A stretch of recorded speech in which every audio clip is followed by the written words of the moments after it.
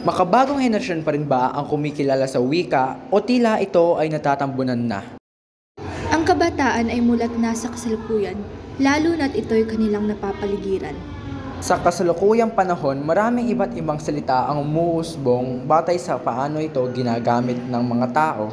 Sa social media, makikita natin ang mga salitang kakaiba ang spelling o bagong gamit. Halimbawa na lang ang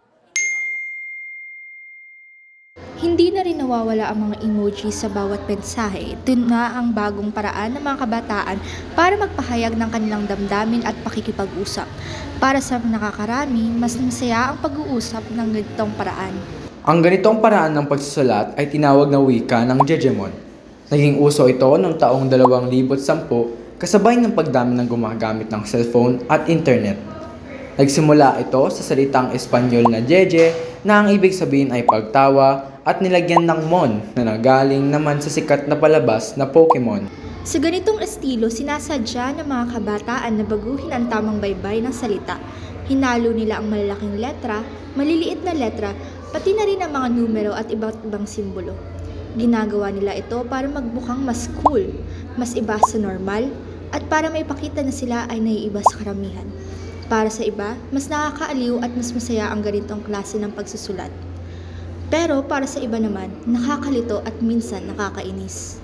Ngunit sa kabila ng mga pagbabagong ito, ano nga ba ang pananaw ng ilan sa ating mga kabataan at mga guro tungkol sa wika at sa patuloy na pag-usbong ng mga bagong anyo nito? Alamin natin sa mga sumunod na panayam. Sa iyong palagay, nakakaapekto ba ang paggamit mo ng internet slang sa iyong kaalaman o husay sa wikang Filipino?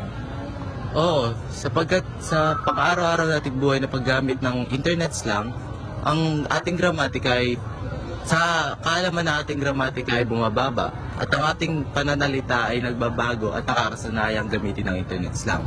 Sa iyong palagay, paano nakakaapekto ang makabagong uri ng wika tulad ng internet slang sa iyong pagtuturo? Ang internet slangs kasi nagpapakita yan kung gaano kakulay, kung gaano kalawak ang pag-iisip ng mga Pilipino pagdating sa pagbuo ng panibagong salita. And then na itatransfer nga nila ito sa wika. Kaso lang nagkakaroon ng malaking problema kung halimbawa, nagagamit pa rin nila ito pagdating sa akademiko, formal na setup. Kasi ang internet slangs informal na wika, informal language yan. And then, dahil nga informal na wika siya, hindi dapat siya gamitin sa formal na setup. Kaso nga lang ang nangyayari dahil na kadalasan ng mga kabataan nasa media, nasa internet, yung most of the time nila nandoon sa media. Kaya ang nangyayari, nakukuha nila, nadadala nila pagdating dun sa paaralan na isasama nila na hindi nila napapansin na nagkakaroon ng kalituhan, nagkakaroon din ng mali pagdating sa spelling o sa baybay, at marami pa na parang ang nangyari ay nalilimutan o hindi naman kaya ay hindi na nagiging wasto pagdating sa balarila at wikang Filipino. May impluwensya ba ang mga taong nakakasalamuha mo sa paggamit mo ng internet slang? Oo, meron naman. Dahil sa nakapaligid sa iyo. Pag yung mga nakapaligid sa yung tao is nakaka-impluwensya sa iyo dahil sila nakakasama mo. Yung mga kaibigan mo, gumagamit sila ng internet slang. Kaya ikaw rin, napapasabay na lang. Kung para sa inyo, anong action ang maaari mong gawin upang mapanasarap pa ang wikang Pilipino? Katulad nung sa klase ko, gusto ko minamaximize ko yung paggamit ng wikang Filipino mula sa pagpasok sa loob ng paaralan, pagbati, panalangin. At ganoon din kapag halimbawa ay mag-check ako ng mga sinumite nilang mga output, syempre, chinechekan ko, pinapakita ko sa kanila na, anak, ito informal to, hindi natin ito pwedeng gamitin. Ganoon din sa, hindi lang naman din sa pagsulat, no? Kahit na sa pagsasalita. Sana, yun, tinuturo din natin na kapag nagsalita, iwasan natin na ang paghahalo-halo ng mga informal na salita. Okay lang naman dito kung halimbawa ang kausap malapit sa kanya. Kaibigan, pero kung sa guro na at nasa paaralan, syempre, hindi na ito maaari pa. So, isang malaking hakbang, ayun nga, ang paggamit, pagpapagamit sa kanila, pagtuturo sa kanila kung ano ang tama, at implementasyon nito, halimbawa sa mga programa, pagpapababasa sa kanila ng mga ano ba ang tama talaga. Nakakatuwang marinig na kahit pa may mga bagong estilo sa pagsulat at pakipag-usap, may mga kabataan at guro pa rin na hindi nakakalimot sa kahalagahan ng tamang paggamit ng wika. Sa huli, ang wika man ay nagbabago, nananatili itong tuloy ng pagkakaintindihan at pagkakaisa.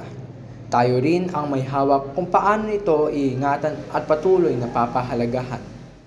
Sa paglago ng panahon ng teknolohiya at social media, hindi mababaliwala ang malaking impluwensya nito sa paraan ng paggamit ng wika ng kabataan, sa paggamit ng Jejemon, emojis at iba pang internet slang.